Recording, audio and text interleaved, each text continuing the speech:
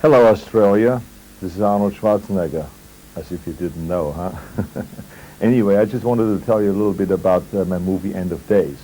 The important thing you should know is that it's coming out in the video stores near you. So go and get that video.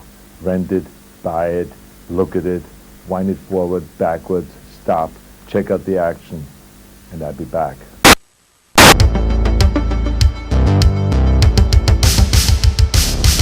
Hey guys, today I want to talk to you about an underrated Arnold gem.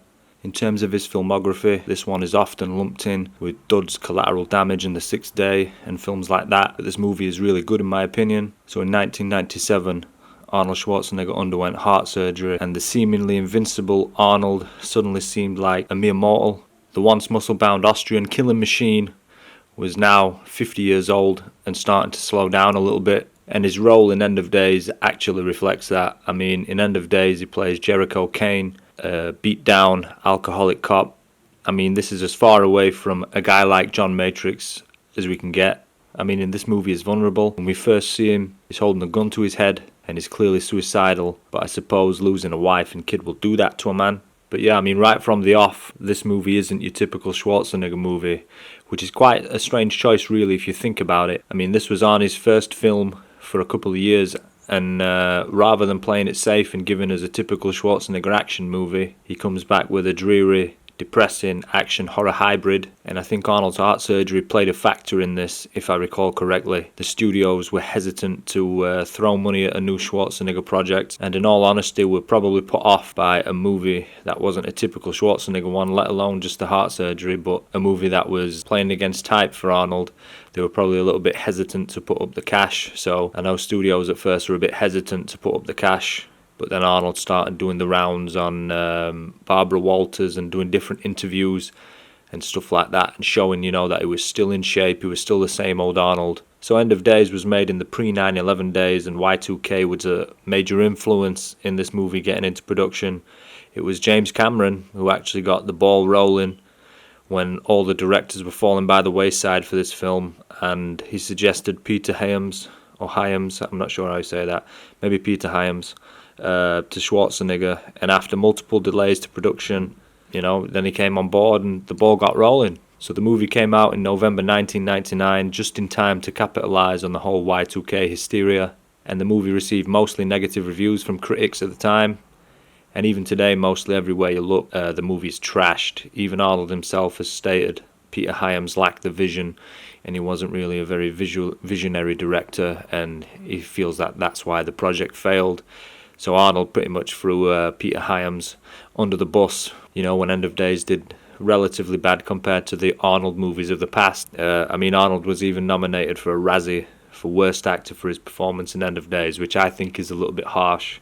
If you watch End of Days, Arnie's acting's not bad enough for a Razzie, but they tend to do that with this kind of stuff. Arnie's never going to win an Oscar, or at least they won't let him win an Oscar. I think he should win an Oscar, but they're not going to let him win an Oscar. So yeah, End of Days clearly marked a turning point in Schwarzenegger's career. He was 52 by this point, and I'm guessing he wanted to play more age-appropriate roles, but that's not what his fans and critics wanted. They wanted Arnie to play indestructible heroes and larger-than-life guys. Probably what they wanted most in 1999 was for him to reprise his role as the Terminator and follow up T2, one of the greatest action movies ever made. They probably wanted a follow-up to that, so everybody was waiting for T3. But as End of Days showed, things were clearly changing for Arnold and the old action heroes in general.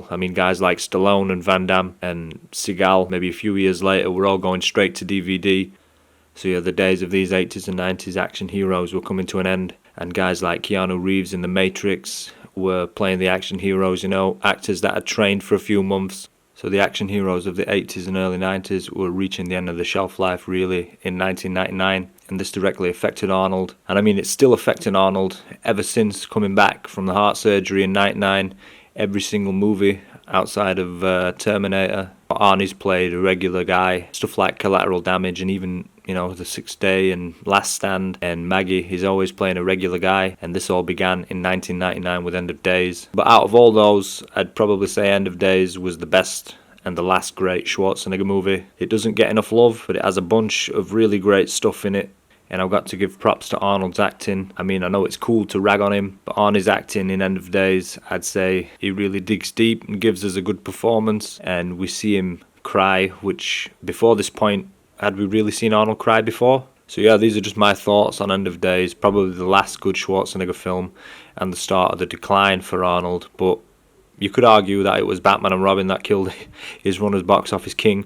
But either way you look at it, End of Days is not as bad as everybody says it is, and was a good movie for Arnold to come back with after heart surgery. But audiences weren't ready, and still aren't ready, to see a broken down Schwarzenegger. They want Arnold larger than life. But sadly by 1999, those days were coming to an end.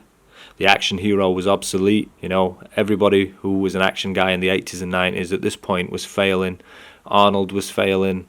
Stallone was going straight to DVD by this point. Van Damme was making shit like Universal Soldier: The Return, and then went straight to DVD after that. So yeah, the end of the 90s wasn't kind to the action heroes that we all grew up with, but End of Days is often lumped in with those kind of films, and I don't think it's as bad as that. So yeah, I just wanted to do this quick video on End of Days. It's a movie that often gets overlooked in terms of Arnold's filmography.